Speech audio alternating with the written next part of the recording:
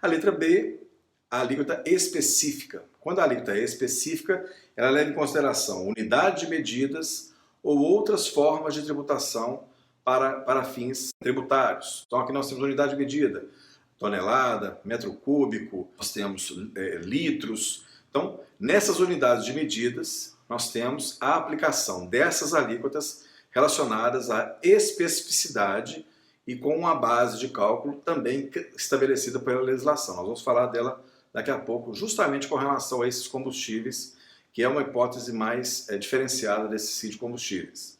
A questão relacionada ao artigo 177, parágrafo 4º, ele vem nos explicar a seguinte consideração. Só para nortear os senhores, o artigo 177 ele está dentro da ordem econômica constitucional. Então aqui nós saímos do sistema tributário nacional, porém a relação tributária relacionada aos combustíveis e seus derivados e todas as operações relacionadas com eles tem impacto relevante para a ordem econômica. Lembre-se que estamos falando de uma contribuição de intervenção no domínio econômico. Então, este parágrafo 4º, também alterado pela Emenda Constitucional 33, ele vem dizer o seguinte, vejamos aí na sua tela, parágrafo 4º, artigo 177. A lei que instituir contribuição de intervenção no domínio econômico relativa às atividades de importação ou comercialização de petróleo e seus derivados, gás natural e seus derivados e álcool combustível deverá atender aos seguintes requisitos.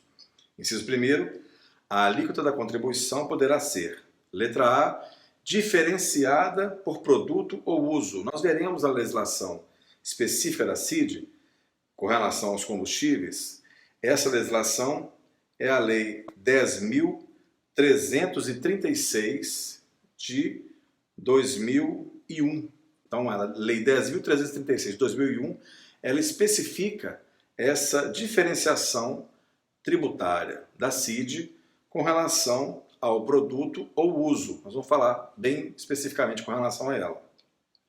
Letra B.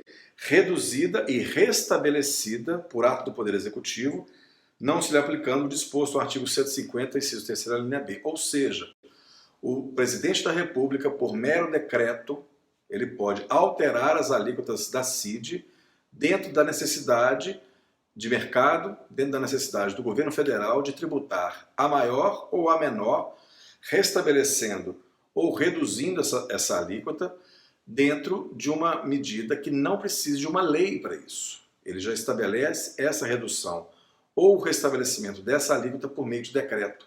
Ele não precisa utilizar-se do princípio da legalidade e nem do princípio da anterioridade, seja ela anterioridade geral ou anterioridade nonagesimal. Nesses casos aqui, o decreto ele tem aplicação imediata, caso seja reduzido ou restabelecida essa alíquota da CID.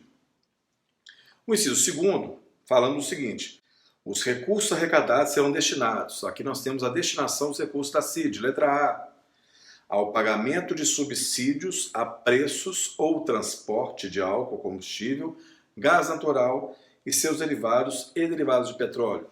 Então, pagamento de subsídios a preços, que o governo federal constantemente utiliza a fim de interferir no preço da gasolina, do óleo diesel, são maneiras que ele utiliza para reduzir.